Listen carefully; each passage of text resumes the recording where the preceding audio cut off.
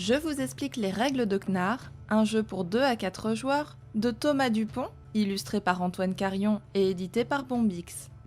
Dans Knarr, recrutez des vikings, explorez de nouveaux territoires, établissez des routes commerciales et améliorez votre renommée afin de gagner des points de victoire. Placez le plateau au centre de la table. Mélangez et placez à côté du plateau les cartes terre d'échange, puis dévoilez les 3 premières aux emplacements prévus. Faites de même avec les cartes terre d'influence que vous placez au-dessus des terres d'échange. Selon le nombre de personnes autour de la table, écartez des cartes vikings au besoin. Mélangez soigneusement les cartes restantes et faites-en une pioche que vous placez face cachée sur le côté du plateau afin de dévoiler les 5 premières aux emplacements dédiés. Chaque joueur et joueuse prend un bateau, 3 pions bracelets en argent et 3 pions recrues. Décidez ensemble si vous jouez avec la face normale ou avancée. Pour votre première partie, il est conseillé de jouer avec la face normale. Dans le cadre au bas de votre bateau, figurent les cartes vikings et les gains avec lesquels vous commencez la partie. Prenez de la pioche 2 cartes vikings de couleurs différentes et placez les faces visibles devant vous. Cette zone est appelée zone d'équipage. Glissez un pion recrue et un pion bracelet en argent de chaque côté de votre bateau dans les emplacements prévus à cet effet. Prenez les 2 pions correspondant à la couleur de votre bateau, placez le rond sur la case de départ de la piste de score et le carré sur celle de la piste de renommée. Piochez 3 cartes vikings que vous gardez en main. L'un ou l'une d'entre vous prend dans sa main les pions destins de la couleur des bateaux en jeu et en tire un au hasard pour déterminer la personne qui commence. En commençant par cette personne et en procédant en sens horaire, chacun va à tour de rôle gagner des points de victoire en fonction de sa renommée et effectuer une action. Au début de votre tour, gagnez des points de victoire correspondant au dernier chiffre atteint sur la piste de renommée en avançant votre marqueur de score en conséquence. Ensuite, vous pouvez choisir de recruter ou d'explorer. Pour recruter, posez un viking de votre main devant vous.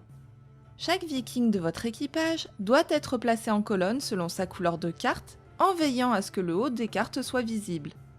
Prenez le gain indiqué en haut de chaque carte de la colonne sur laquelle vous venez de poser le viking, celui-ci compris, dans l'ordre de votre choix. Il peut s'agir de points de victoire, avancez alors sur la piste de score, de points de renommée, avancez alors sur la piste de renommée, de recrues ou de bracelets en argent que vous ajoutez à votre bateau. Ensuite, ajoutez à votre main le viking situé sur l'emplacement du plateau de la même couleur que le viking que vous venez de poser devant vous. Sachez que vous pouvez dépenser une recrue pour prendre la carte viking de votre choix parmi les 5 visibles, à la place de celle imposée, puis révéler un nouveau viking pour remplacer celui qui a été pris. Si, au cours de la partie, la pioche des vikings est vide, mélangez la défausse afin d'en former une nouvelle. Si la défausse est vide, ceux et celles d'entre vous qui ont le plus de cartes vikings devant eux doivent en défausser une de leur choix. Plutôt que de recruter, vous pouvez choisir d'explorer. Pour cela, choisissez une carte destination parmi les 6 visibles et payez son coût d'exploration indiqué en haut à gauche en défaussant les vikings de votre choix parmi ceux présents devant vous. Faites attention de respecter le nombre et les couleurs affichées. Vous pouvez aussi choisir de défausser une ou plusieurs recrues à la place de vos vikings. Prenez la carte destination et posez-la au-dessus de votre bateau, puis prenez immédiatement les gains indiqués en haut à droite de la carte destination. Révélez une nouvelle destination du même type pour remplacer celle qui a été prise. Une fois par tour, avant ou après votre action, vous pouvez faire du commerce en dépensant vos bracelets pour obtenir les gains de vos cartes destination. Choisissez de dépenser un bracelet pour prendre les gains de la première colonne de toutes vos cartes destination et bateaux, 2 bracelets pour bénéficier des gains de la première et de la deuxième colonne de toutes vos cartes destination et bateaux, et 3 bracelets pour vous emparer des gains des 3 colonnes de toutes vos cartes destination et bateaux. Puis c'est à la personne suivante d'effectuer son tour de jeu. La partie prend fin lorsque l'un des joueurs atteint ou dépasse 40 points de victoire sur la piste de score. Finissez le tour en cours afin que vous ayez tous joué le même nombre de fois et la personne la plus avancée sur la piste remporte la partie. Sachez que pour pimenter le jeu, vous pouvez ajouter des cartes artefacts.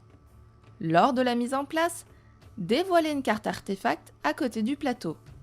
Au cours de la partie, après votre action, chaque fois que vous remplissez la condition de la carte artefact, vous obtenez sa récompense.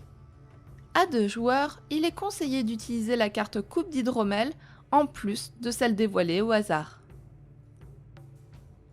Bonne partie!